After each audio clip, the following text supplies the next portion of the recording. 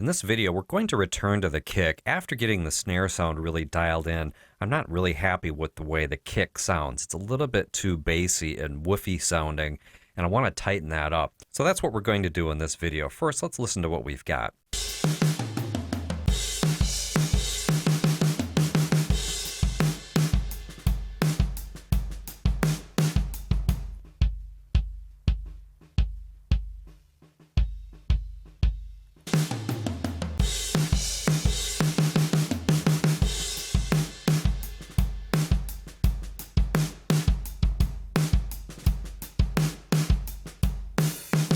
It's too bassy. It doesn't have enough punch to match with the punch of the kick. We want a more in-your-face kind of sound. And adding the two samples in just isn't getting it done. So there's something wrong with the EQ.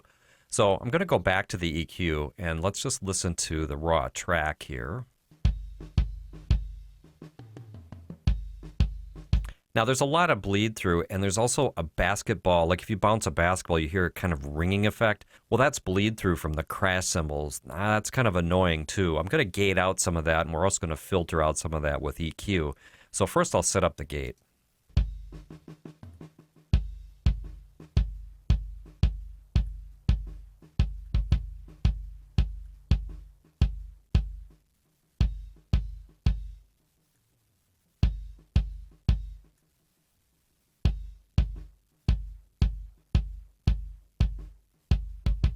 Now for the equalizer, I'm going to bring in the third-party focusing equalizer from SoftTube. So I'll just right-click here, insert the module, find the focusing equalizer, and I'll bring that up right under the normal equalizer here.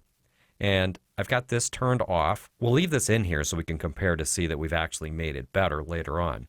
So I'm going to adjust this as I play back. Now the focusing equalizer is kind of unique. You define a low cut and a high cut, and as you do that, you also are changing the band that these operate in. So we can add our low boost right where we need it, and then as we bring in the high and try to roll off the bleed through from the other mics, we can also use this to focus in on the beater part of the sound, which we can boost using this high boost. Then we can use the mid cut to scoop out a little bit of the low mids, kind of like you do with a Pultec style cut boost combination. We also have a passive and an active mode here. I think I'll leave this in the active mode to start. I'll play back and work on this sound.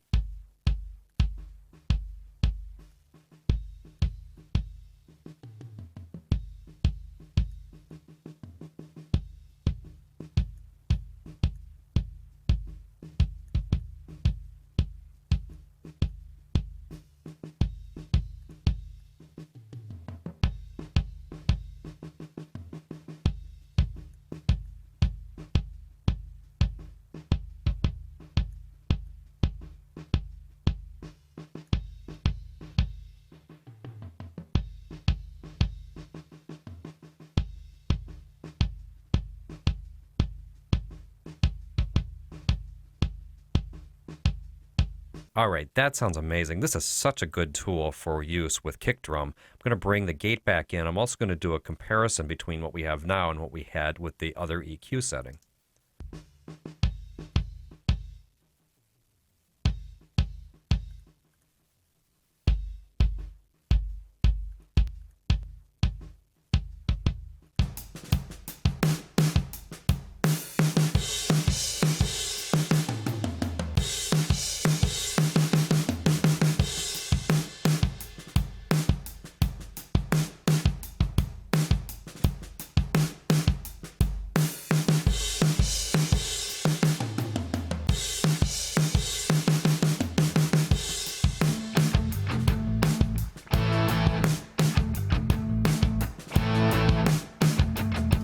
All right, well that sounds really good. I'm going to bring in the samples to see how they work to support that sound and see if we even still need them.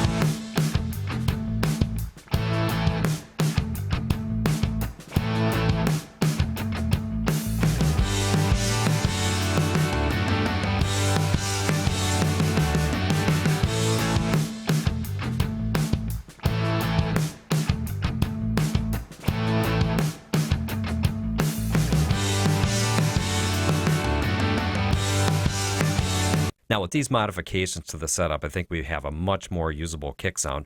Whether you gate the kick or not is really a matter of personal taste. In this particular case, I didn't like that ringing. Sometimes the annoying ringing, like we took out with the focusing equalizer, you don't really hear it in the context of the mix, but it can lead to creating a mix that's a little bit annoying. Now, I think we've made a great improvement to the kick and the snare.